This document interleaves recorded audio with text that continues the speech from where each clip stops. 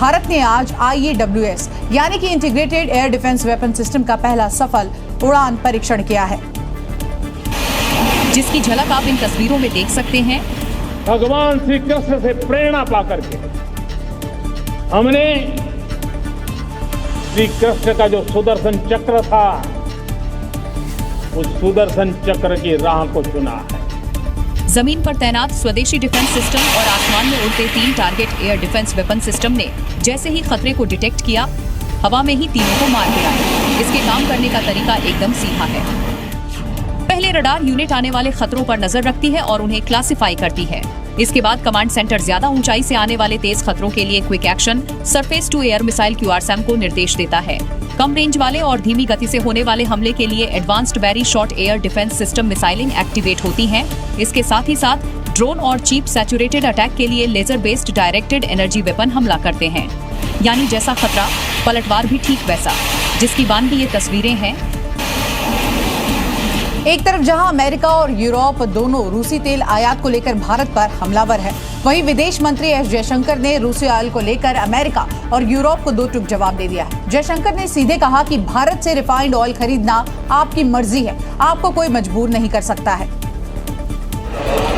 और विदेश मंत्री जयशंकर का ये बयान ऐसे वक्त पर आया है जब भारत और अमेरिका के बीच व्यापार को लेकर तनाव बना है। जयशंकर ने तंज कसते हुए कहा कि भारत से तेल खरीदना किसी की मजबूरी नहीं है। अगर किसी को भारत से तेल और रिफाइंड प्रोडक्ट खरीदने में दिक्कत है तो वो न खरीदे।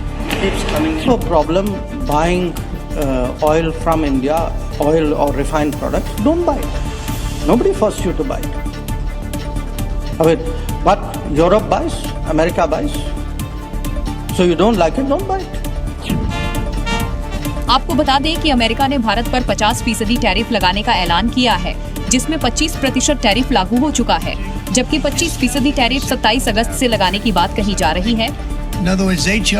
Economic times world leaders forum 2025 में बोलते हुए जयशंकर ने अमेरिका को साफ संदेश दे दिया है कि भारत ट्रंप की गीदड़ भभकियों से डरने वाला नहीं है। बिहार में चल रही वोटर अधिकार यात्रा के दौरान राहुल तेजस्वी अलग अलग अंदाज में यहाँ पर दिखाई दिए। पूर्णिया से जब ये यात्रा शुरू हुई तो राहुल गांधी और तेजस्वी यादव ने बुलेट की सवारी की। इस दौरान दोनों नेताओं का अनोखा अंदाज भी देखने को मिला। हजारों की भीड़ के साथ सड़कों पर दोनों नेताओं ने बाइक दौड़ाई, लेकिन बुलेट राजा वाला ये अंदाज क्या महागठबंधन को गद्दी तक पहुंचा पाएगा? क्योंकि बिहार की राजनीति एक बार फिर करवट लेने को तैयार है और सबसे ज्यादा चर्चा में है राहुल तेजस्वी की जोड़ी। देखिए कैसे दोनों नेता पूर्णिया की सड़कों पर बुलेट दौड़ा रहे हैं। राहुल और तेजस्वी दोनों ड्राइविंग सीट पर बैठे हैं। राहुल गांधी के पीछे बिहार कांग्रेस अध्यक्ष राजेश राम बैठे दिख रहे हैं, जबकि तेजस्वी यादव के पीछे सुरक्षा जवान बैठा है। पूर्णिया में राहुल ने करीब 2 किलोमीटर बुलेट चलाई। इस दौरान एक समर्थक अचानक से सामने आ गया। राहुल कुछ समझ पाते इससे पहले उसने राहुल को गले लगा लिया। तब तक सिक्योरिटी गार्ड पहुंचे और उन्होंने युवक को वहां से हटाया। दोनों नेता वोटर अधिकार यात्रा के दौरान जन संवाद और जमीनी मुद्दों के जरिए लोगों से मिल रहे हैं और बिहार में सियासी जमीन मजबूत करने की कोशिश कर रहे हैं। राहुल गांधी तेजस्वी यादव के साथ वोट चोरी के मुद्दे को लेकर बिहार की यात्रा पर है। दोनों मिलकर बीजेपी और चुनाव आयोग पर तो जमकर यहाँ प्रहार कर ही रहे हैं, लेकिन सीएम फेस को लेकर भी कुछ कहने से बच रहे हैं। तेजस्वी तो राहुल में भावी पीएम की छवि देखते होंगे, लेकिन तेजस्वी को लेकर राहुल गांधी की चुप्पी समझ से परे है।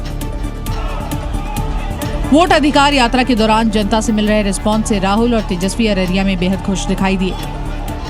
मुश्किल है, चाहे वोट जोड़ने का या किसी का कंप्लेन करके हटवाने का डिलीशन का, अभी भी जो है उस प्रोसेस में कोई क्लैरिटी जो है नहीं आई।